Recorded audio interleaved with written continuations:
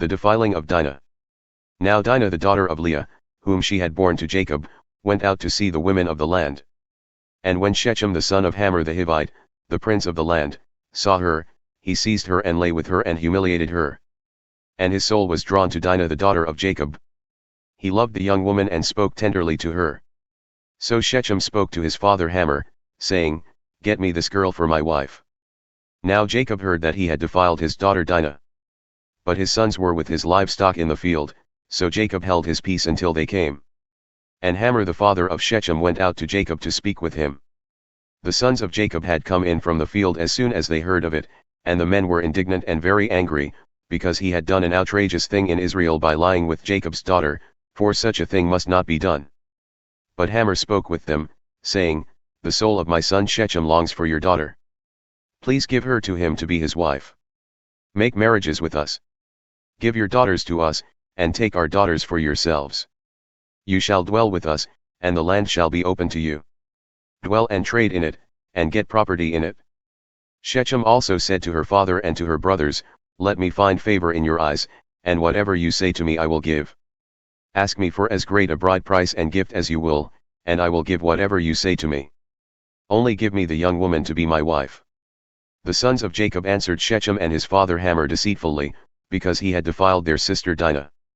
They said to them, We cannot do this thing, to give our sister to one who is uncircumcised, for that would be a disgrace to us.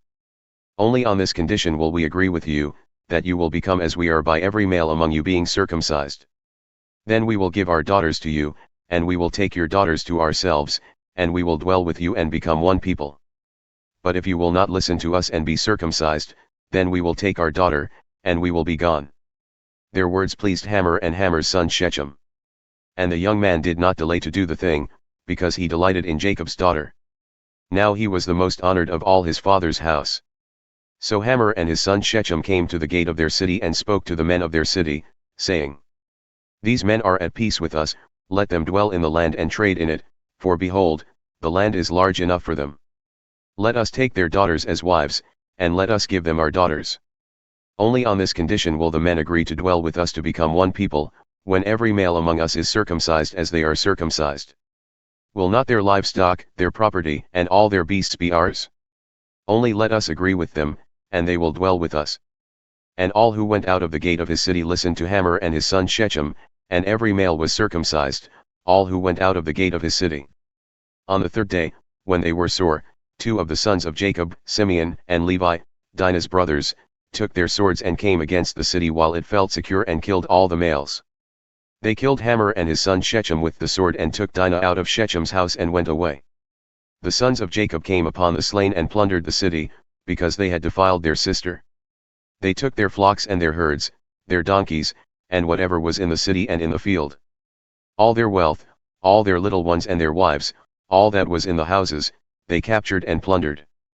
Then Jacob said to Simeon and Levi, You have brought trouble on me by making me stink to the inhabitants of the land, the Canaanites and the Perizzites.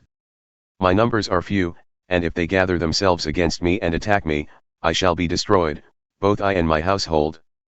But they said, Should he treat our sister like a prostitute?